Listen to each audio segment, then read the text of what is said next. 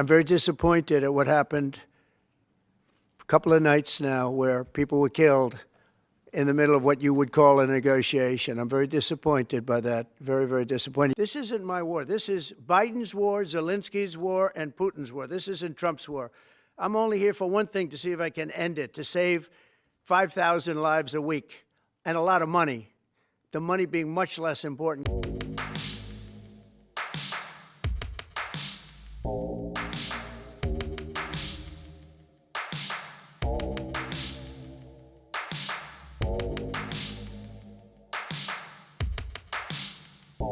Do you believe the Russians are being disrespectful when they say that your criticisms of Putin are simply an emotional response? And do you still believe that Putin actually wants to end the war?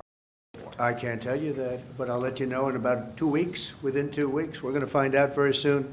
We're going to find out whether or not he's tapping us along or not. And if he is, we'll respond a little bit differently. But it'll take about a week and a half, 2 weeks. We have Mr. Witkoff is here, who's doing a phenomenal job, is dealing with them very strongly right now. They seem to want to do something, but until the document is signed, I can't tell you. Nobody can.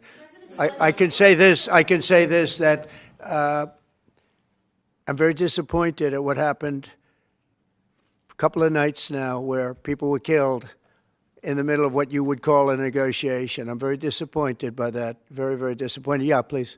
Very good talks. Mr. President, you said yesterday that Putin is playing with fire. What will be the consequences for Russia if he continues to, if Russia continues Well, to I'm attack? not going to tell you exactly, but the words speak pretty loud. We're not happy about that situation. I think we're doing very well with Iran.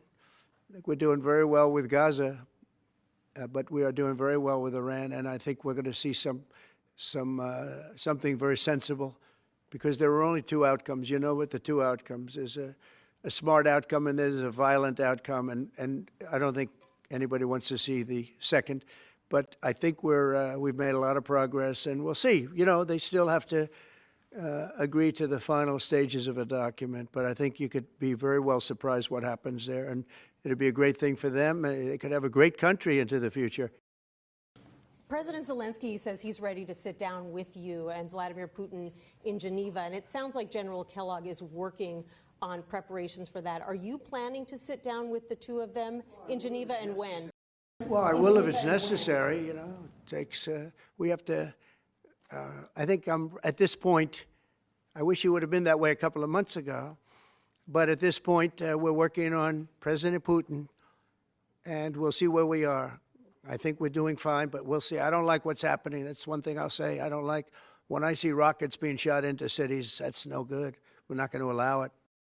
You've always said that the war never would have started if you were president, and yet he doesn't seem willing to do anything that you want him to do. No, we would have never had a war. We would have never had a war. If I were president, if the election weren't rigged, you wouldn't have had the war. You wouldn't have had the war. You wouldn't have had inflation. What stopped you from imposing new sanctions on Russia? This isn't my war. This is Biden's war, Zelensky's war, and Putin's war. This isn't Trump's war.